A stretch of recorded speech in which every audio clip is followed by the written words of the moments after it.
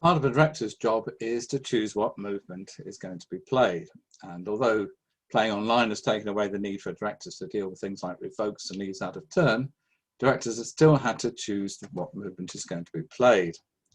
And sometimes when I've played on other clubs, people have got it wrong, and I've ended up playing against people I've already played that evening, the so-called revenge round. And what the movement is aimed to do is to avoid that revenge round, so you don't play against the same pair twice, and even more seriously, and a real problem, would be to play the same board twice. So getting the right movement is important, although I've set up the scoring programs so that all the decisions are taken away from you and they're already set in. But I thought it'd be helpful to understand what's happening. The Mitchell movement is the most popular when it can be used, and in this one the north-south pair stay seated throughout, while the east-west move up and the boards move down, which means if you've got a clockwise layout of table numbers, the east-west will move clockwise to the next table in the higher number, whereas the boards move in the opposite direction, one table. And that would be it if we always played 9 tables, but it's not as simple as that, especially when we have an even number of tables.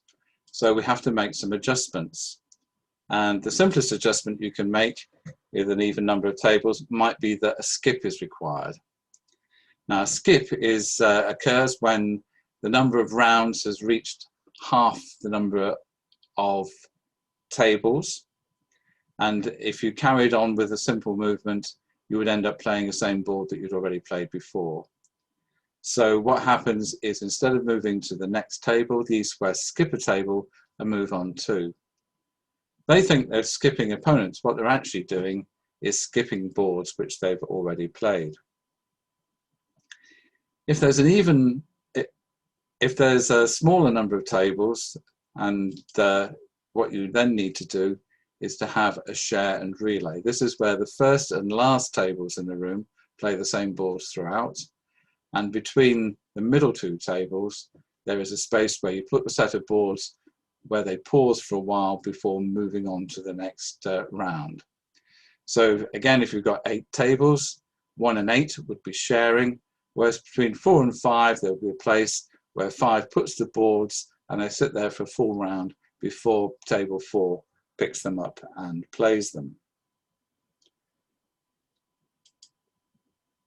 The third thing you have to do, if there's a small number of tables, is that you can't have north-south sitting stationary throughout. There's just not enough rounds to play the boards. So at various points, north-south rotates around the table to the east-west position and vice versa. And everybody has to keep an eye on the tablets to see exactly when that's going to take place. It helps to tell people at the beginning of a drive what to expect.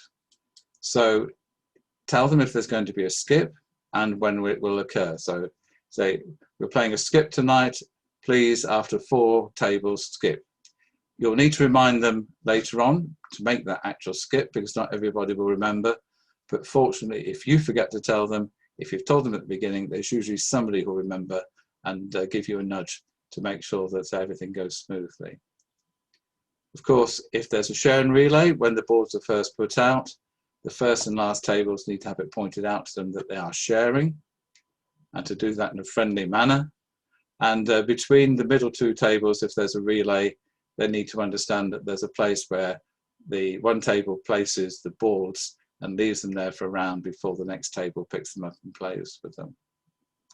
It's especially important if there's going to be one of these rotations in the movement that everybody's aware of that and checks their tablet to make sure they know exactly where they're going. And that can be particularly important on the final round. For some movements, everybody sits nicely, comfortably in north-south throughout the drive, except for the final round where they have to move around. So it is sometimes useful to just put out a statement saying, please, on this final round, just check carefully to make sure you're going to be playing in the right place. Well, the boards move fairly smoothly most of the time, but you do need to know where to put them at the beginning of the drive. And you can't pick that up smoothly from the tablets, so we need a way of being able to do that. And what I've done is I've put together a sheet showing people where to place the boards.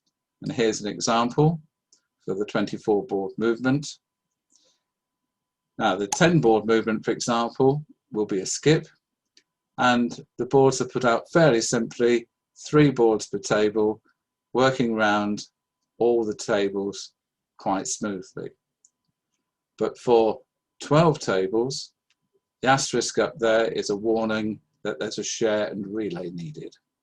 So table 1 is sharing boards 1 and 2 with table 12, whereas boards 13 and 14 are going between table 6 and table 7.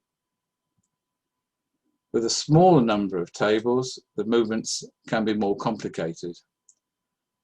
Here, for example, with 8, it's about the same as before. We've got a share between 1 and 8 and a relay between 4 and 5. But with 7